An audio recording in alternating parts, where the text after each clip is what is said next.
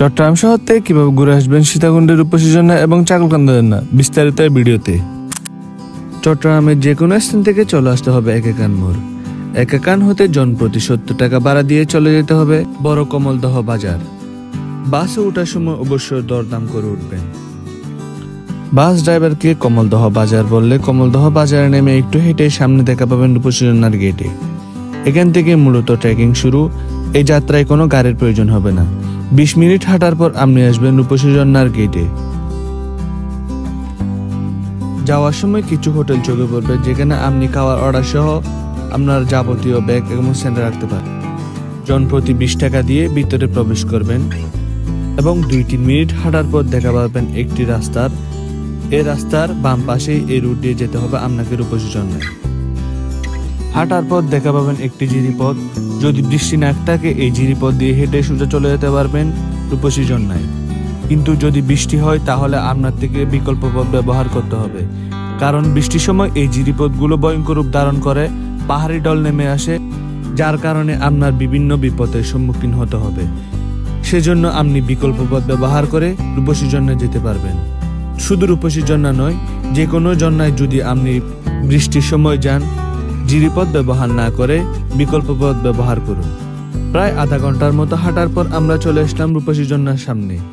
আমরা যখন গিয়েছিলাম তখন বৃষ্টির সময় ছিল, যার জন্য ঝর্ণার পানি খুবই দানব আকৃতি ধারণ করে।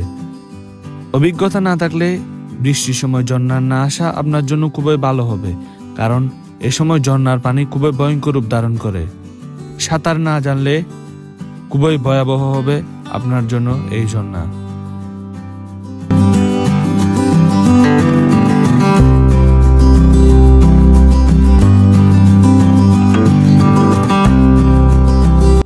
এবার যাব আমরা চাকলকান্দা ঝর্ণায়। রূপসী ঝর্ণার উপরে চাকলকান্দা ঝর্ণা। এই ঝর্ণা খুবই বিপজ্জনক এবং ভয়ঙ্কর ঝর্ণা। ট্রেকিং করার মন মানসিকতা এবং যদি এক্সপিরিয়েন্স না থাকে এই ঝর্ণায় না যাওয়া আপনার জন্য খুবই ভালো হবে। সামান্য লোকেশন দিয়ে দেখলাম, হাতের বাম পাশে ঢুকলেন পেয়ে যাবেন চাকলকান্দা ঝর্ণা। এই ঝর্ণায় আসার জন্য মন মানসিকতা এবং এক্সপিরিয়েন্স দুটিই থাকতে হবে।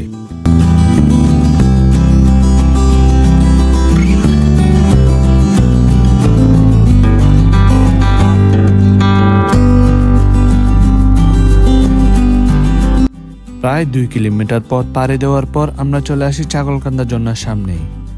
এই ঝর্ণা খুবই বড় নয়, কিন্তু এই ঝর্ণার পানি সমানভাবে পাহাড়ের উপর থেকে নেমে আসে। বৃষ্টি না থাকলে এই ঝর্ণার পানি নীল আকার ধারণ করে।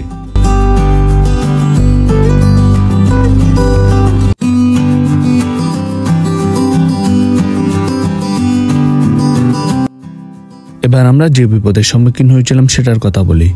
চাকলকান্দার ঝর্ণা থেকে ব্যাক করার সময় প্রচুর পরিমাণ বৃষ্টিপাত হচ্ছিল, যার কারণে জিরির পানির পরিমাণ অতিরিক্ত পরিমাণ বেড়ে গিয়েছিল। এই ঝর্ণায় রয়েছে প্রাণ কেড়ে নেওয়া মৃত্যুকূপ।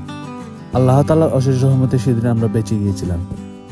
অবশ্য বৃষ্টির সময় পাহাড়, ঝর্ণা, সমুদ্র এসব জায়গায় ভ্রমণ করার হবে চিন্তা করে নেবেন, কারণ আপনার জন্য আপনার জীবন এবং আপনার পরিবার, আপনার আত্মীয়স্বজন অপেক্ষা করে রয়েছে। অবশ্য ভালো থাকবেন, সুস্থ থাকবেন। আজকের জন্য বিদায় নিচ্ছি এই ভিডিও থেকে। দেখা হবে কোনো ভিডিওতে। আল্লাহ হাফেজ।